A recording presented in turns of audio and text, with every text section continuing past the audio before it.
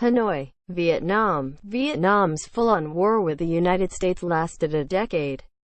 Its tensions with its northern neighbor, China, have persisted for thousands of years, from a millennium of direct Chinese rule and a bloody border war in 1979 to more recent confrontations in the South China Sea. If geography is destiny, then the fate of Vietnam is to be an expert in bargaining with Beijing and balancing between superpowers. So with the rest of the world struggling to reckon with China's assertive moves in the Pacific, the Vietnamese hosts of this year's Asia-Pacific Economic Cooperation Forum are offering guidance. I would like to give advice to the whole world, and especially to the United States, that you must be careful with China, said Mush Jen Le Van Quang, the retired director of the Institute of Strategic Studies at the Vietnamese Ministry of Public Security. Like any good communist soldier, General Quang pays attention to the details of leaders' abstruse speeches, and he noted that President Xi Jinping of China had referred to his homeland's status as a great or strong power 26 times in a lengthy address last month.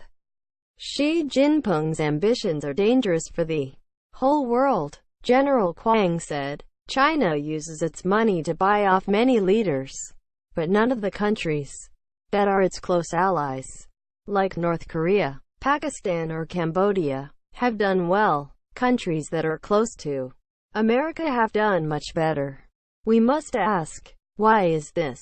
Quote, as with other Southeast Asian nations acutely aware that they are positioned in China's backyard, Vietnam is worried about American inattention.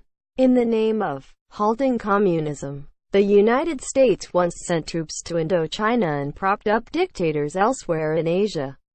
But the American-devised security landscape also created a stable environment in which regional economies expanded. Now, Mr. Trump's decision to take the United States out of the Trans-Pacific Partnership Trade Pact, which would have given 11 other economies an alternative to a Chinese-led economic order, has left the Vietnamese feeling vulnerable. As Vietnamese, we are always trying to find a way to balance China's power. Quote, said Win Ngoc An, a professor at the Foreign Trade University in Hanoi. For us, TPP isn't just an economic issue. It's also about geopolitics and social issues. Ms. An noted that local liberals had cheered the trade pact because it would have forced Vietnam to adhere to international labor and government accountability standards that Hanoi might otherwise not meet, with the 11 other members of the pact agreeing to proceed without the United States.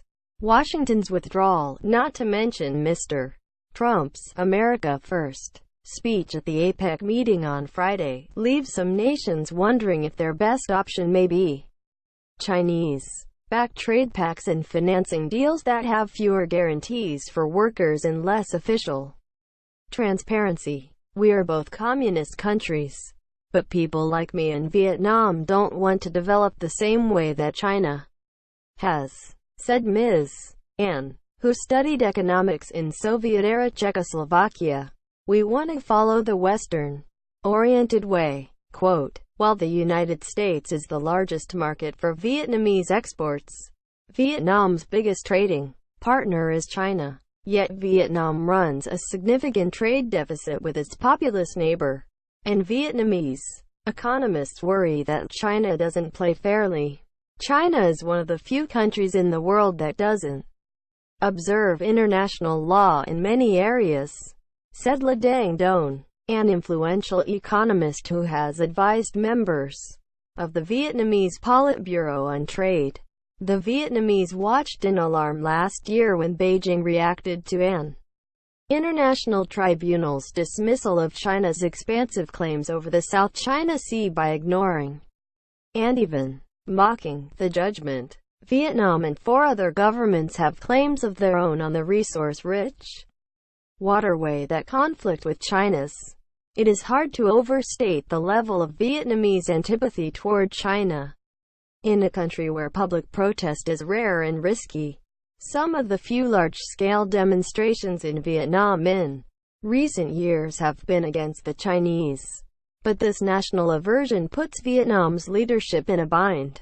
It cannot ignore China's growing economic magnetism. For many members of APEC, China now ranks as their No.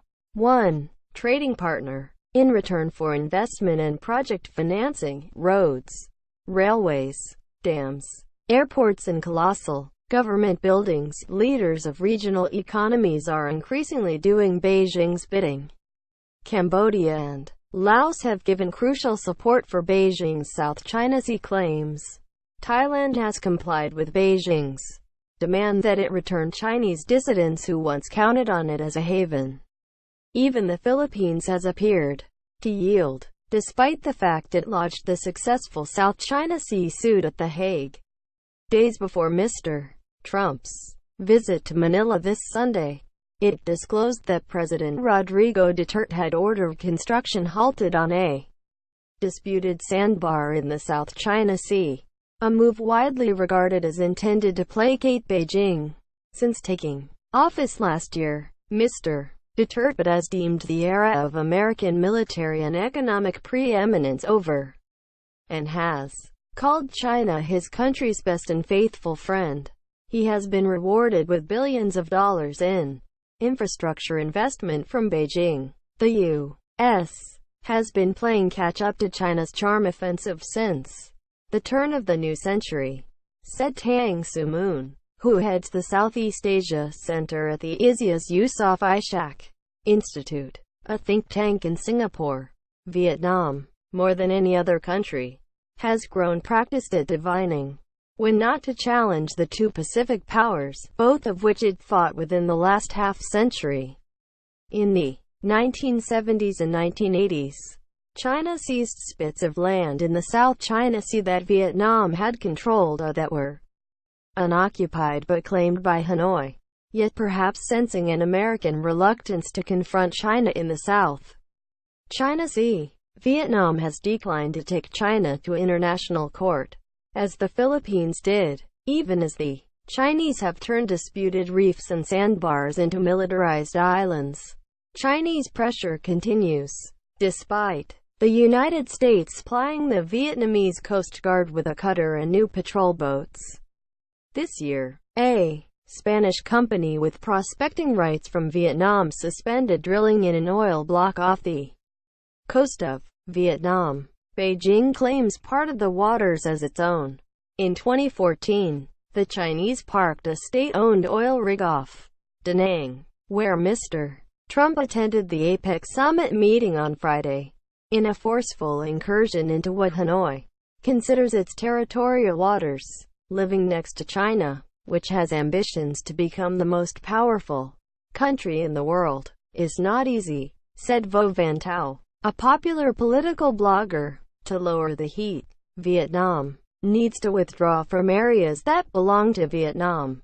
Quote, grand strategy is beyond the worldview of Vietnamese.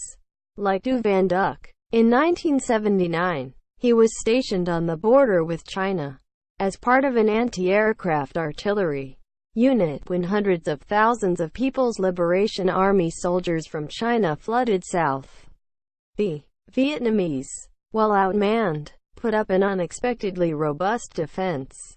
Within a month, the Chinese, professing that they had taught the Vietnamese a lesson for interfering in regional geopolitics, withdrew. During the war with China, Mr. Duc was only 17 years old, but he came to understand one thing then, that today, as a security guard living in Hanoi, he said he still clings to. We cannot trust the Chinese, he said. They are our ancient enemy, and that will not change. Yeah.